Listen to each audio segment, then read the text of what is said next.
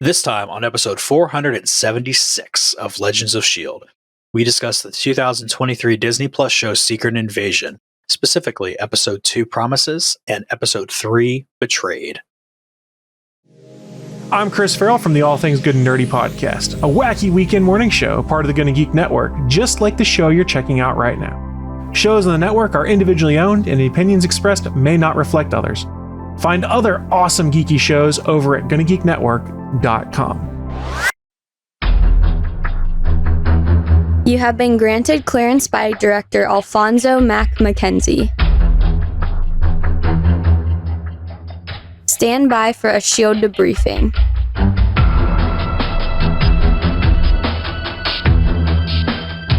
All information to be discussed here is classified and may only be discussed among agents granted clearance by the S.H.I.E.L.D. director. And now it's time for a scheduled debriefing. I'm Agent Michelle. I'm Agent Chris. And I'm producer of the show, Director SP. Welcome to Legends of S.H.I.E.L.D., a Marvel Comic Universe fan show discussing the Marvel Cinematic and Marvel Comic Book universes as told on screen by Disney's Marvel Studios. The show is recorded on Saturday, July 8th, 2023, live from the Legends of S.H.I.E.L.D. studios and broadcast saber-wide. Come join our live chat as we record. And if you didn't already catch on to it, we loves talking about the Marvels. Because of space vacations. If you want to see what we have planned for our space vacation, head on over to legendsofshield.com and see what we've got cooking up. If you want to leave us details about your space vacation, you can do so on our voicemail at 844-THE-BUS-1. That's 844-843-2871. If you want to show us all about your space vacation, you can tag us on Facebook at Legends of S.H.I.E.L.D. But just make sure to do it after you get back, safety and everything. If Twitter still exists, you can find us at Legends of S.H.I.E.L.D. YouTube's not going anywhere, and we want to see what you did on your space vacation, especially if you did cool flips. You can tag us over there at Gonna Geek. You can post pictures and give us details about your space vacation on our Discord, GonnaGeek.com/Discord. And don't forget that Legends of S.H.I.E.L.D. is a proud member of the GonnaGeek.com network, where Stephen John Drew said he would pay for all of us to go on a space vacation, but that might have been a Skrull. It definitely was a Skrull. He's on vacation right now, by the way. He just left yesterday on a week's camping vacation. Family in a camper for a week. Oh, yeah. A camper in space? Like Spaceballs? No. Up yes. in Canardia. If you consider Canada space, then I guess, yeah. But they have a lot of open space. Well, a lot more now after all the wildfires. Yep. Unfortunately, Agent Lauren could not be with us today, and I just got back from vacation, which means we're not covering just one, but two episodes of Secret Invasion. Let me ask you this before we go any further, guys. Did you watch them when they came out, or did you binge them together like right before we recorded? I binged them on Wednesday, so when I did show notes. I waited till last night. Okay. For both of them. Very similar to me. I couldn't watch them when I was on vacation. So I watched one episode Thursday night and one episode last night while I was on the elliptical. I think it'll be self-evident why I did so on the elliptical, but if not, we'll get into it later. Anyway, so now that we've set the premise of why we're doing two episodes of Secret Invasion, we haven't abandoned it, even though I said I didn't want to watch it anymore, but we're going to get into it. You guys ready? Yeah. Tentatively, I guess. Here we go.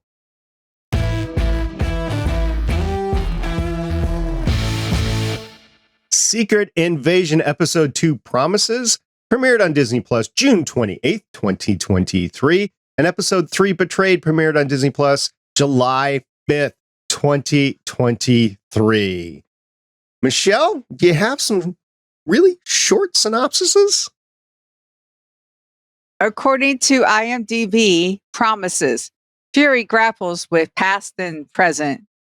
Betrayed. Fury uncovers a rebel Skrull plot. And really, that's basically what happens in those episodes. So I can't fault IMDB for those synopses. So good question. The studios provide a written description, that synopsis that ends up in like TV guides and that sort of stuff. Do you think the writer's strike is now hampering even this? It could be. That's something I wasn't thinking about at all. The synopses on the ones on Wikipedia, though, give like all the plot, and I don't want to take from Wikipedia because who knows. But I just thought that was interesting that those were the synopses for these two episodes. But I couldn't really disagree with them after watching them. Yeah, I can't really disagree either. They're the same synopsises. So you go to Disney Plus and it's the same synopsises that are up there on Disney Plus. So that's what I saw when I was watching. I'm like, okay, uncovers a rebel plot. Are we in Star Wars now? I don't know. Anyway, let's start with our initial, quote unquote, because we've already discussed it a little bit, impressions. Michelle, I'm going to let you go first. So I started Promises after a bit, and about 10 minutes in, I realized my speed thing was working, and I pumped it up to 1.5 speed, and I watched both of them that way, and I still understood everything that was happening, and I saved time.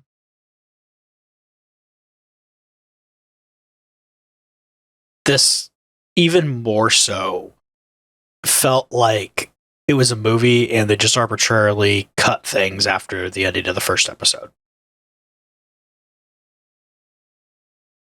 I am watching this as I'm on the elliptical. That'll probably be, in all fairness, it'll probably be how I watch stuff from now on, because I just can't afford to sit down and watch stuff. I got to be active. I got to, burn the calories. But if I wasn't on the treadmill, I would have had a hard time keeping my attention. I would have been on my phone, not the treadmill, the elliptical. I would have been on my phone. I would have been looking stuff up. My attention would have been elsewhere. It just doesn't have the gripping I gotcha moment, at least for me.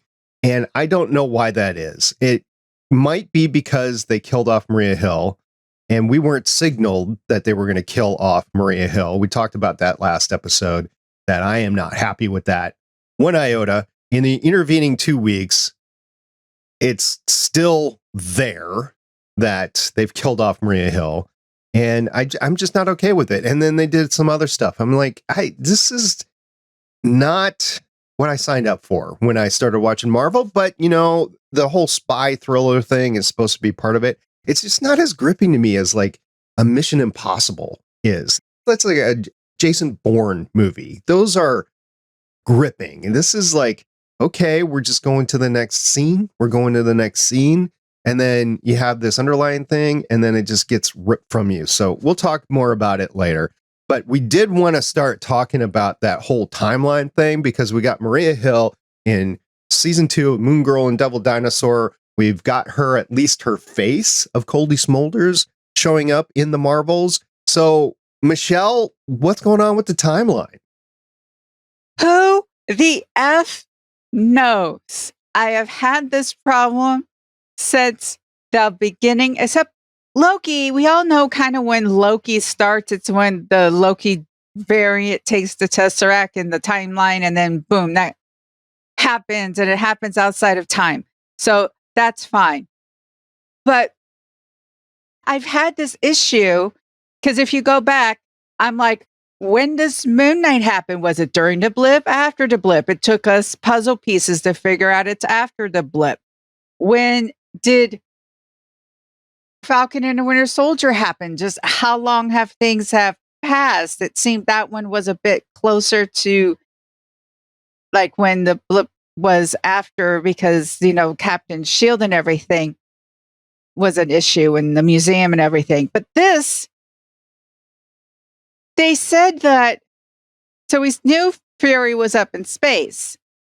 we find out that he's married. I'm not upset by that. It sort of reminds me when they went to the farm and Hawkeye was just like, oh, yeah, by the way, I'm married and here are some kids. So for me, Fury all of a sudden going home and being married, I'm just like, okay, whatever. But she's like, you've been gone for years. And when you come to think about it, he's got like that beard going on. And if he's been gone for years, then this whole they've been abandoned. It's more than 30 years because it's like the blip. That's 5. Okay, we can forgive those 5 years because that's weird. And then apparently he's been up in space for years. Has it been 2 or 3? Another 5? Like, is this 5 years post blip? Like, just how long has this passed? And I'm not a beard expert. So I don't know if with regular maintenance, just how long it would take to grow that beard. Maybe that can be a clue. I'm not sure. I'll have to ask somebody about the beard because I tend to keep mine, for anybody visually, you can see it. It's about this length and it's rather short. It's like a number 2 on the clippers, something like that. But we know that he starts pulling together Skrulls to get that secret plan going in 97, which was garbled robot number years ago, because I don't want to think about how long ago that was. And everything else is just, we know it's years after the blip. But how did we get here? And what is going on with everything? And I know if my wife, if I just left her and went up to space for years and then came back, she would kill me because I left her. She would kill me because I didn't call to say I was coming back. And then she would kill me because I went up to space without her. And so that would not be good on my return. But this whole thing, I feel like I need a timeline to know how much I care about anything that's going on here, because it makes a difference. You know, if it's a couple years, then okay, maybe some people are jumping the gun with some of their actions. If it's 5 or 10 years that Fury was up in space, then hell yeah, he abandoned the Skrulls and the entire plan, and somebody needs to make something happen. Like, we need a baseline here for where we're working from, and it's just not here beyond the fact that it's been years, and that's not very conclusive. As far as the beard goes, you know, I grow one out starting in 1 October every year, go to 1 April. By Christmas time, my beard starts to get long enough that I need to trim it back if I haven't done it already. And I've learned just to trim it back. So I'm thinking to get to the length that Fury's got, it would be for me, and it's different from guy to guy, but it would be for me to be about 6 months. That's what I'm thinking. 6 months, maybe 9 months, that sort of stuff. So I'm okay with the beard growth because it seems to be in the realm of the S.A.B.E.R of what he's got going. It's unkempt and everything. But the bigger problem with me with Fury is we've spent the entirety of Phase 4 going into the, oh, woe is me. Oh, we're blipped. We're not blipped. And people have started moving on. And with Fury, he still hasn't. It's like it's gripping us and it's pulling us back in to the very beginning of Phase 4. And it's just annoying because they said we're moving on and we're not. We're still there. Matter of fact, we're so there that we're doing flashbacks back to 95 and 98 during these episodes into promises of what Fury said at the time and how he used the Skrulls. And you got Talos saying, yeah, man, I did that willingly. I did that for you, for us, for everybody. That was a thing that we did. And then Fury gets all upset about it. Quite frankly, I'm pissed about Fury in this entire time because he's acting way, way out of left field. I mean, I mentioned it last time about Fury not being able to deal with everything, and that was the cause of all of his actions. Well, I mean, get over it, dude. just like Gravik, he's not being able to deal with the issues of really, when you take a look at Gravik, right, who is the chief Skrull enemy right now. When you take a look at Gravik, his entire motivation stems from the loss of his parents at the hand of the Kree.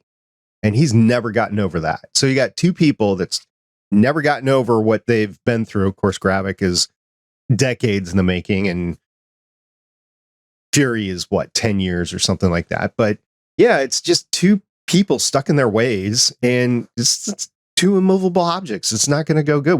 We're halfway through this. We got 3 more episodes. That's it. You were saying this looked like a movie to you.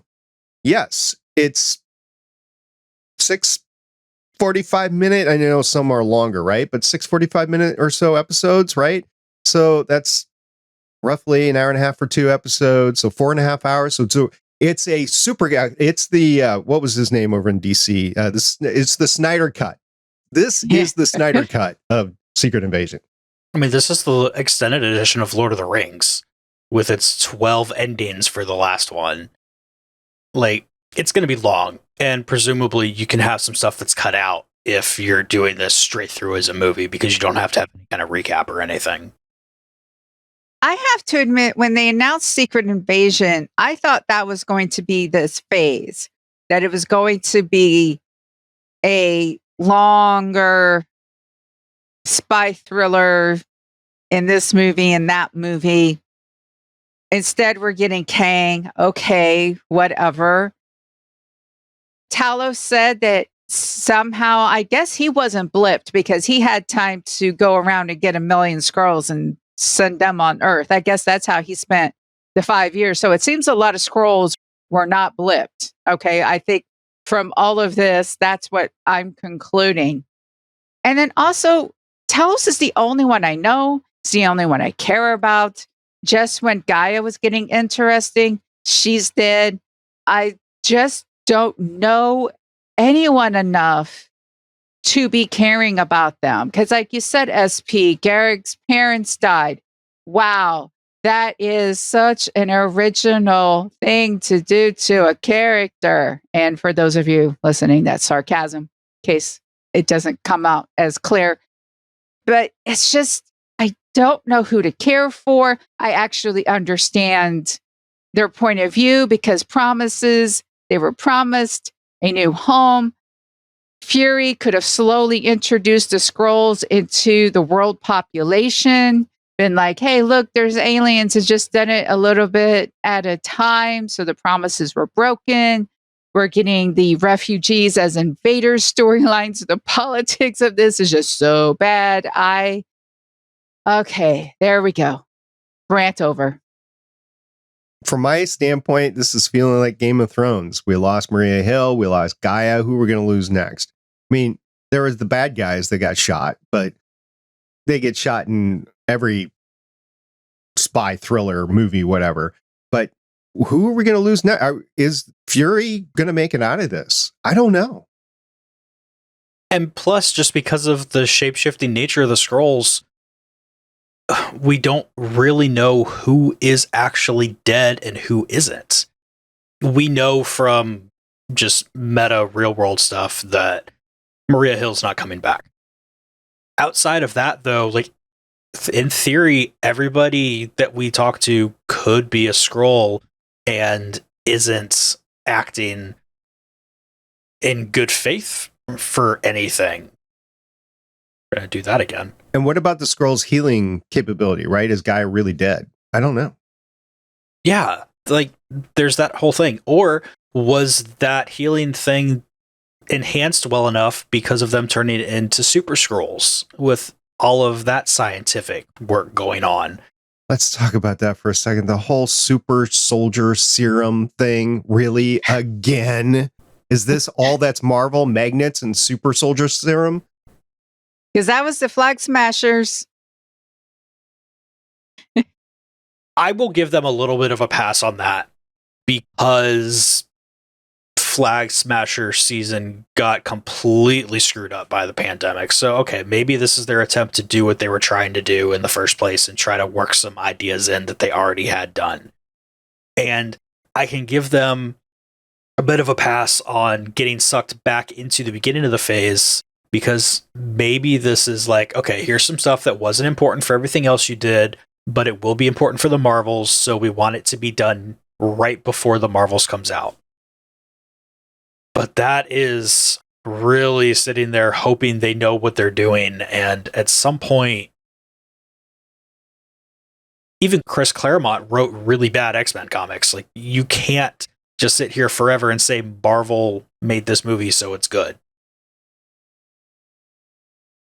I wish I would know more motivations, because you got Gravik with his just hatred and he wants to get rid of all of humans. He wants to take over the planet. Really? Are you that jaded that you want to eradicate an entire other race?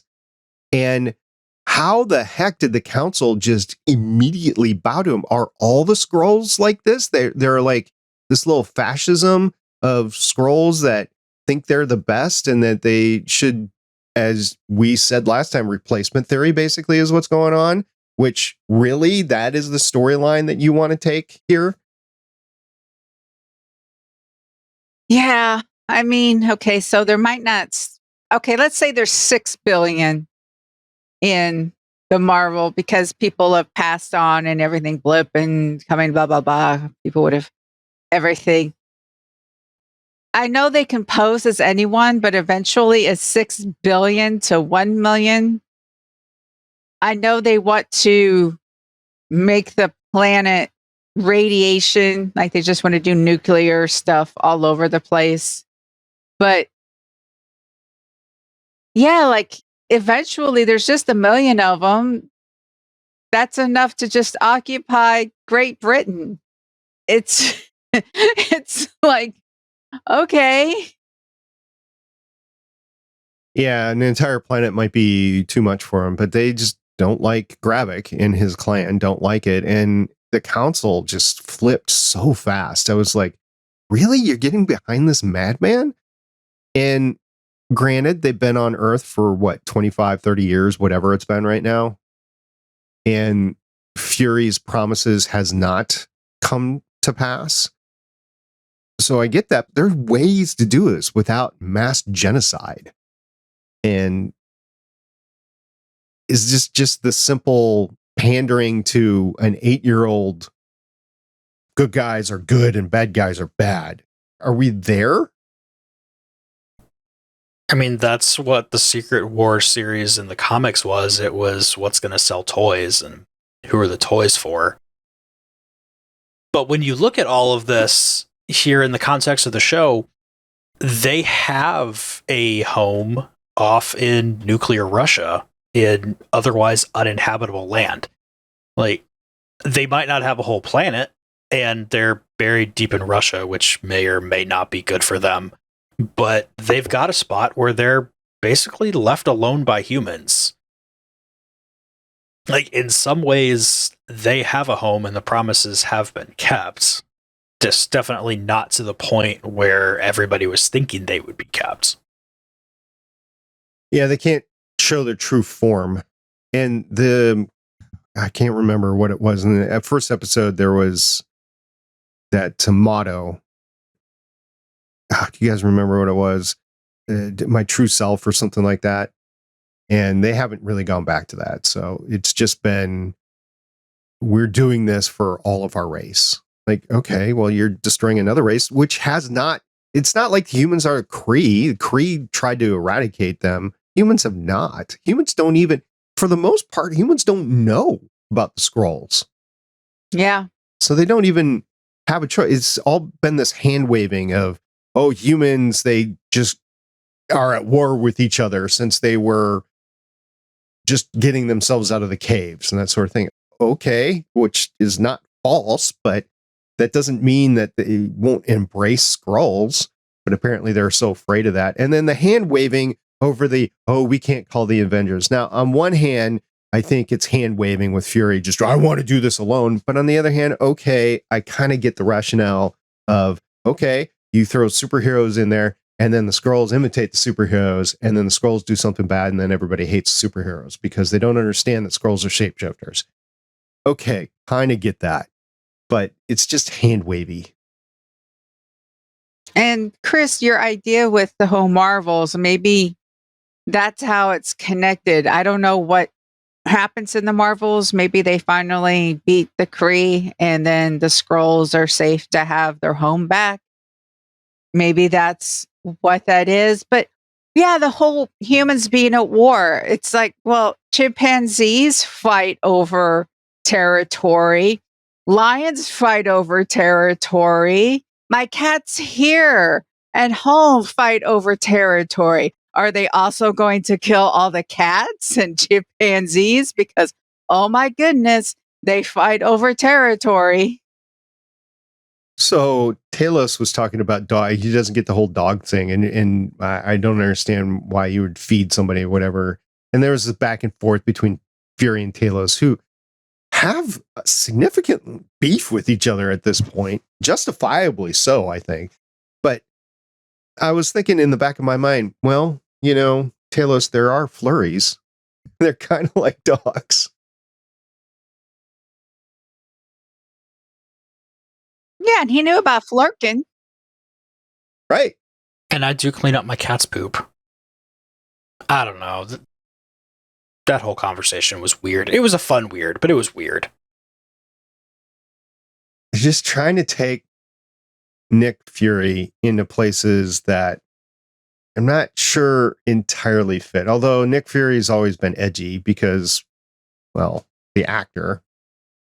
So maybe they're just trying to lean into that and give him some rope so that he could do his thing, the Samuel L. Jackson thing, which the individual performance, Michelle, you pointed this out before. The individual performances are fantastic. It's the series of stories that is being put together that I think, like the Snyder cut of the Justice League movie over on the DC universe, I think if you had given this a cut down to a movie length, the story would have made more sense for what it was.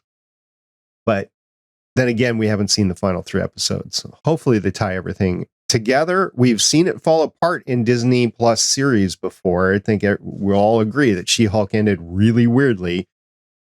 And I just don't want that to happen before. Even WandaVision at the end, it was like, well, but so Darcy comes in and then leaves, and what's going on? So it's been from the beginning with Disney Plus series. Now, a name came across the screen as I was looking at it in the credits, and I was like, maybe, but she wasn't. Victoria Alonso is the name that I'm remembering.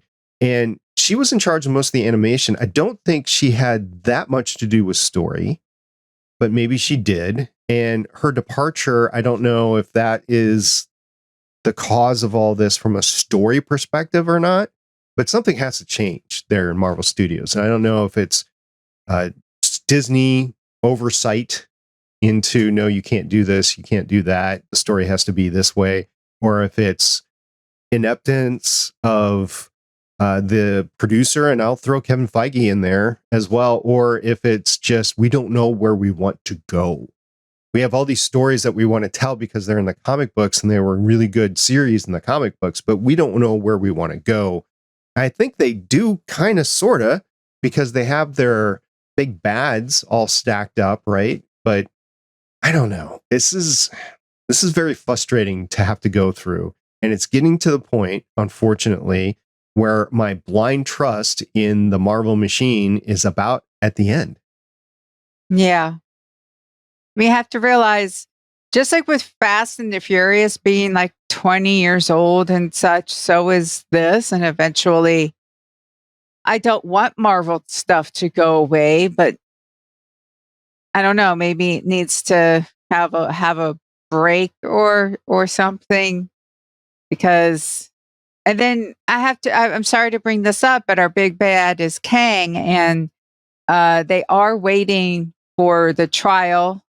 One of the things that is kind of helping him is the strike, because they have to stop production on all of that so they can wait on the results of his, talk about Major's trial and everything, because there's been a lot of publicity about that. We just haven't talked about it. And I think there's a lot of PR spin going on. So just be careful when you're reading any of the articles out there, because it will be there's a lot of money tied up in this. So there's a lot of PR that's being brought to bear. So just be careful when you're reading the headlines, because it might not be indicative of what's actually going on. exactly. But also, they do have the super built-in safety net there of multiverse and that whole connection with Kang. So they, in theory, can do everything they were going to do anyway and just get a new actor for it. Absolutely. I don't think they can blame it on Skrulls either. Just recast. Just like they did with Rhodey. Just recast. Okay. This is what it is now. Get over it. I forget what his We have a actual precedent for somebody else's different universe self to look different. So Yeah. it's already there. You don't need to explain it. I'm just from this universe. Hi. And that's it. Right. I'm taking over now. All right. I have nothing else to say about these episodes. Chris, what about that nuclear launch? So here's the thing. I am the baby of the show, and I'm only 36, which means during the Cold War, when you had people sitting in missile silos ready to press buttons and turn keys, Still do. which my dad did, I do not. Well, he sat in the silo. At least that's all he's told me about. It was my understanding from everything talking to him that the whole point of having two keys was that they were far enough apart that one person couldn't decide to be a dick and do it all themselves. And meanwhile, we have these two key slots for the person to launch the missile with, and they're maybe 4 inches apart. Yeah. All the fun, right? I can't disagree. There's nothing more I can say about that. Yeah, you don't have the two keys right next to each other. No. Really, I think that's just showing a much greater lack of research into things going on with the show. Like, it's such a simple thing. And even if you don't know about that, you should be able to think, like, why would you bother to have two keys if one person can do it? Even Kaylee picked up on that, and that's not something we talk about a lot here in our house. No, the very first thing that I noticed about that whole sub scene was it was obviously a sound stage. They weren't in a boat, and they weren't even simulating a boat. You don't have that much space, even on a big missile submarine. You do not have that much space for a launch control console or a CIC or bridge or whatever they want to call it in there.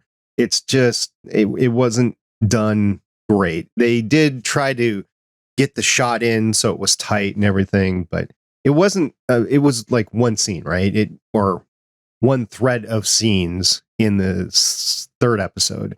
So I can understand why they didn't want to throw a bunch of money into building a sub scene for just those, I don't know, 3 or 4 scenes that they had there. So I get that. But just that alone took me out of it. Every other sub movie that's been out there, or Navy movie that's out there, it's realistic. That was not realistic. And the keys was just indicative of that, right? And all it takes is just a real simple split screen CGI effect, and you don't know how far apart they are, and it's fine. Well, again, with the CGI, and Marvel's had a bad track record with that. The last thing I'll say is Fury's wife, right? What's her name? Sonya, I think. Not Sonya. Vera? So his wife all of a sudden is going to betray him, but they have been apart for a while, and this is the first that we've seen her. So again, yeah, Fury's wife, bad, but what do I care? That's where I am with all this stuff. I hate to be this way, because in general, I'm like, oh, this is really cool stuff and everything, but it's just not grabbing me. It's not grabbing me. Now, granted, I've only seen the first episode of Strange New Worlds season 2, but it's not grabbing me anywhere near as well as Strange New Worlds has. Right? Even Star Trek Prodigy, I saw the first half of that season. It's better than the story that we're getting here. So it's like, come on, Marvel, you can do better. Tell me I'm wrong. If you're listening to this, go ahead, catch us on our Discord server. Go at me and tell me I'm all sorts of wrong. Catch me on the various different social medias, the threads, the mastodons, the Twitters. I'm still there. Don't catch me on Facebook because Facebook doesn't like me. So you can catch me all over there and tell me how wrong and how great the series is. I really want to hear about it. And I think you guys are the same ilk. Ironically enough, the one episode a week I think is helping because I can make myself watch one episode a week, but it's a lot harder to tell myself I have to watch 6 episodes than it is to tell me I have to watch one episode this week. Send your hate mail to StargatePioneer@GonnaGeek.com. Well, Chris, we're going to be watching Secret Invasion episode 4 next week. Don't have an episode title yet, but in the meantime, what do you got for us? I think we just got to head off to the diner and try to find whoever it is that we're looking for today. I pick Waffle House.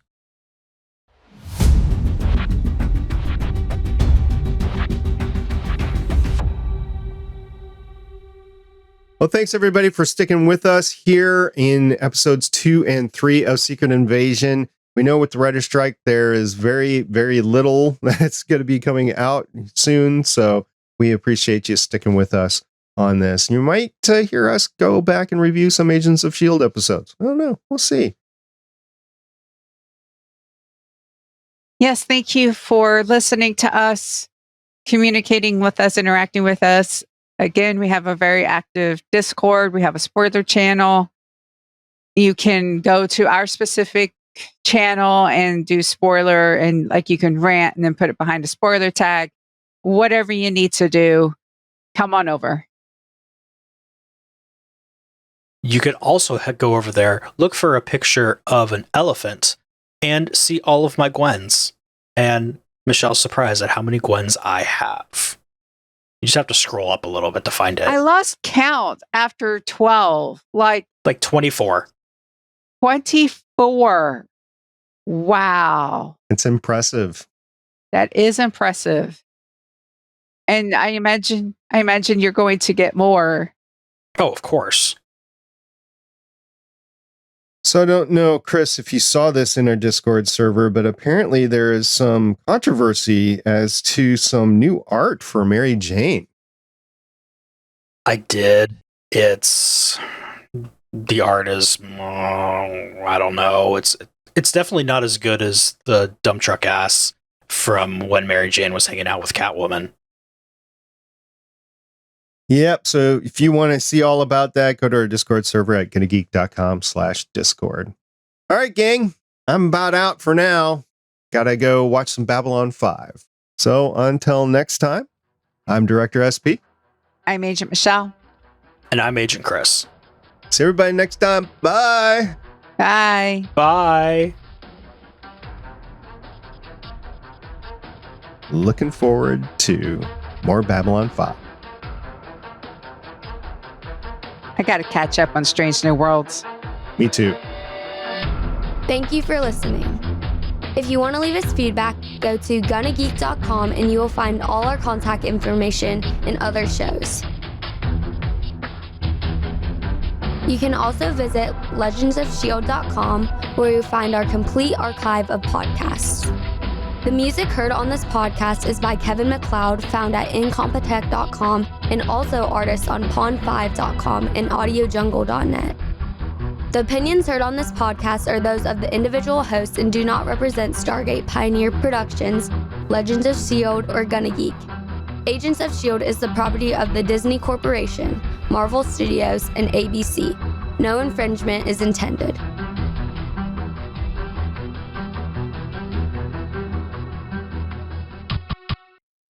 Legends of S.H.I.E.L.D. is copyright 2013 through 2023.